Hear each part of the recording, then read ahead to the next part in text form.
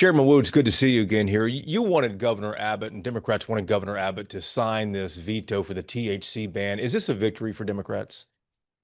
It is not, because this is not something that just Democrats wanted. This is something that Texans overwhelmingly, wanted or did not want to have banned. This is something that adults in this state had the freedom to enjoy for the past 5 years. Lots of people have come to rely on it. Veterans, people with medical issues, and just people who just want to be free and want to use what they want to use. And this isn't a victory for Governor Abbott. He's known about this bill the entire time. He didn't take any action until the very last minute, and that's not the way we should operate. What do you make of that late night, last minute veto? It is a complete lack of leadership, not just from Governor Abbott, from the entire Republican Party. This is something that Texans overwhelmingly called, wrote, came and met with them in person, talked to them at town halls, told them over and over and over again that they did not want the ban. And many legislators promised their constituents that they would not vote for the ban, and they still voted for the ban. This You is said this is not on Democrats. you said the Democrats are ready to work on smart THC legislation. What would that look like? Why won't we treat this like everything else? Why don't we treat this like alcohol, like tobacco, like every other controlled substance that adults are allowed to use? Why is this so different from everything else? Because our leaders are stuck in the last millennium. The people who are in control of the state still think like this is 1960, and they still have reefer madness, right? If you keep electing people whose minds are stuck in the last millennium, this is what you will continue to get. Do you think that Governor Abbott's veto of the THC ban, do you think that suggests that he might be open to recreational marijuana in some smaller forms? I highly doubt that. He's been opposed to it all as long. We've fought Republicans on this for so many years. This is something that people overwhelmingly want.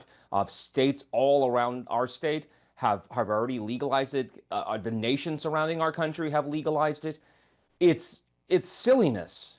It is pure political showmanship. This is purely about their primary politics, not about what Texans want and what Americans want. And time again, they've told us they don't care what we want. Republicans do not listen, and they do not do what the people say. During the regular session, we saw the House and Senate kind of different on this THC ban. That the House wanted a much more narrow version of it, and it came down to the last few weeks, I believe, until the total THC ban actually passed.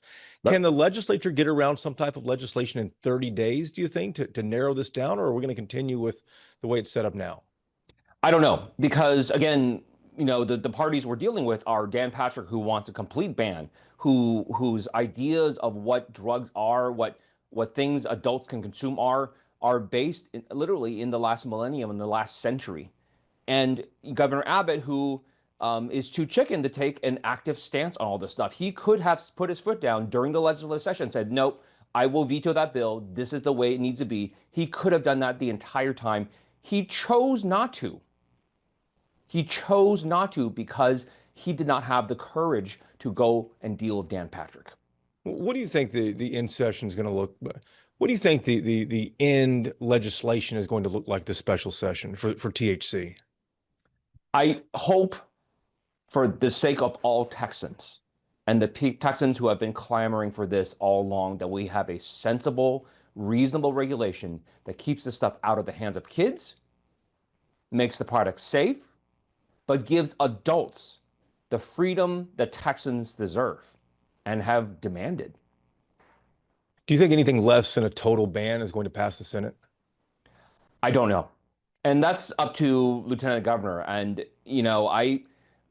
I can tell him what the reality is. I can tell him what the science is. I can tell him what the data is, but I can't help him understand it.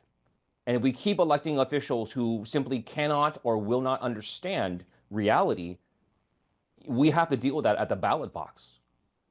How likely is it, do you think, Governor Abbott adds congressional redistricting to the call for the special session? I don't know, because this is something that actually Republicans are against. Yeah. Republicans don't want this. The congressional Republicans really, really don't want this. They've been blowing up their colleagues in the Texas House and the Texas Senate, saying, do not do this, do not do this. This only hurts us. This only hurts us in the long run. But this is not about Republicans anymore. This is purely about King Trump. This is purely about what the Lord Emperor Trump wants and how well Governor Abbott is going to deliver it to him. It doesn't matter if it's good for Republicans or bad for Republicans. It doesn't matter anymore. It only matters what King Trump wants. If this does make it to the call, if redistricting does make it to the call, what options do Democrats have here? Democrats are going to fight this with everything we have. I mean, look, we've been down these roads before. Yeah. And Democrats are going to put up a fight, and Democrats are going to continue to come to the legislature and demand what Texans want. Because we've listened to the people. We've been talking to not only our own constituents, we've been talking to Republican constituents and other colleagues' districts. And we know what they want. We've been listening to them time and time again, because when their leadership, when their elected officials won't listen to them, won't give them the time of day, we listen to them. And we're going to carry out what the people of Texas want and what the people of Texas demand. Mr. Chairman, the Governor Abbott vetoed one item from the state budget, one line item on there. It was $60 million to feed lower income kids this summer. EBT dollars is what it's known of. When kids don't have food at school, if they're not going to school during the summer, this pays for that. The governor said he's just not sure Congress is going to match it with other federal dollars. $60 million is a lot to you and I and a lot to these kids, but $60 million in the $338 billion state budget is almost a rounding error. What was your reaction to that veto? It's lower than a rounding error. And we're talking about, we've spent $10 billion just playing around, putting a show on the border, right? We've spent billions building a part of a border wall that we're now abandoning because Trump is now elected, because you don't need to play those games anymore. And we're talking about here, one of the only single line item vetoes in the entire budget, and the governor destroys food for hungry kids. Let's be clear about this. This is not some wild welfare program. This is food for hungry kids who are not in school in the summer. This is how desperate these children are to eat. And for political games, for showmanship, to flip off the Democrats, or I don't know what the message is sending, but to say we're going to let kids starve for politics is insanity. This is where our leadership has headed.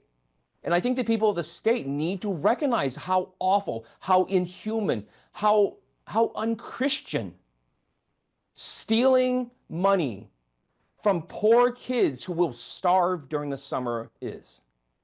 What a monstrous act. It was surprising indeed.